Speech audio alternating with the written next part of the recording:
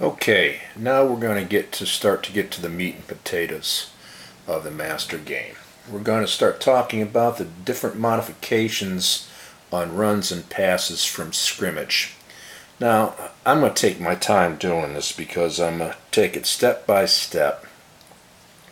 First I'll show you an offense, then I'll work my way through the defense, and then I'll give you multiple examples so you kind of see how it all plays together.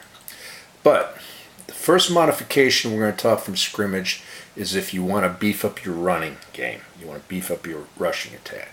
So let's say, for argument's sake, right now I've got a 3rd down and 1 from my own 38-yard line.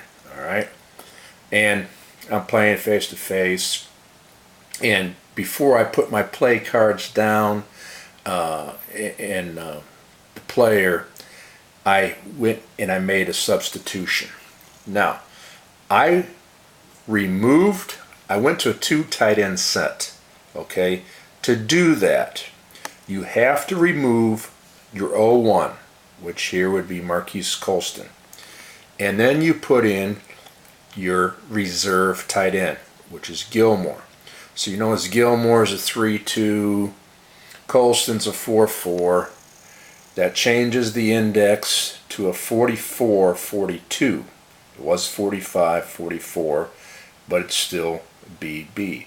So you say to me, Greg, why would you do this? You're dropping yourself an index. Well, that is true. If any of you seen any of the videos I did of the basic game, I made one video to where I did a substitution.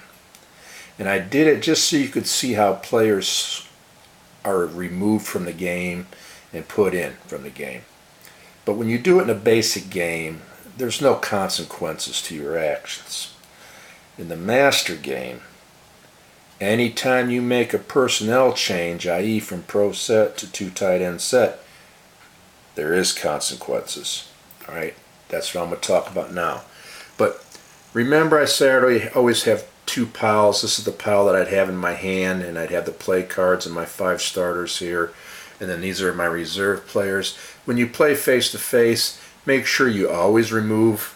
I would take Colston out, I'd put him in this pile, and I would put Gilmore in here. So I'm holding in my hand the 5 starters that I have in the game.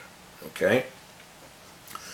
Alright, by going to a 2 tight end offense, what just happened was, on all run plays, you're going to do what you call a line change.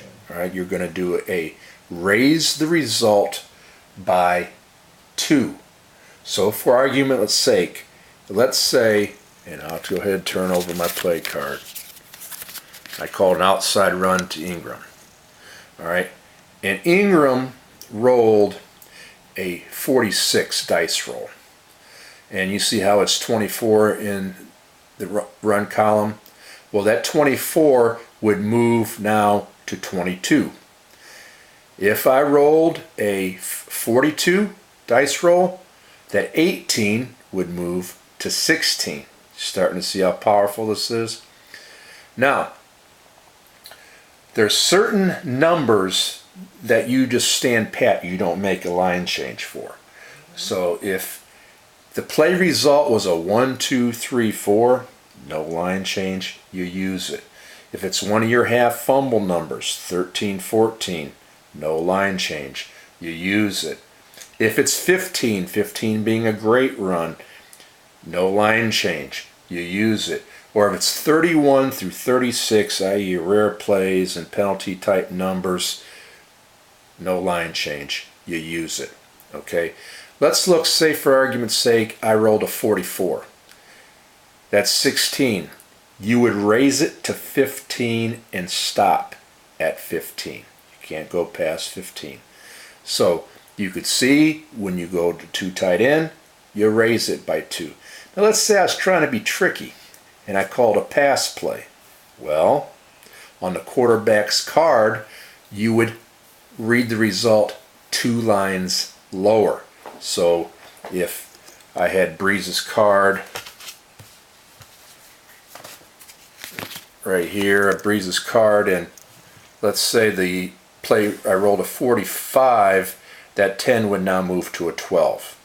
Okay, the only time that you would not do a line change is for a screen pass. There's absolutely no line change.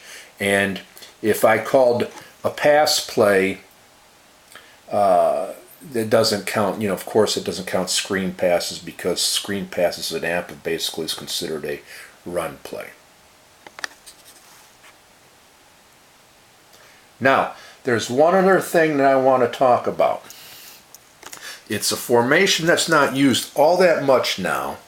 It was used primarily in, you know, the 50s era, but I'll tell you what, there's teams that use it now, and it happens around the goal line.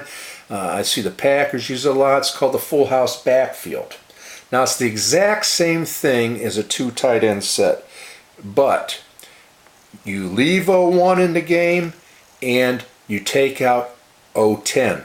Henderson would be leaving the game, and I'd be bringing in probably Pierre Thomas, and that would be a 44-43. I'd still be BB, and now I got 3 running backs in there. Bottom line, when you use either the 2 tight end or the full house backfield, you always must have at least 1 wide receiver in the game.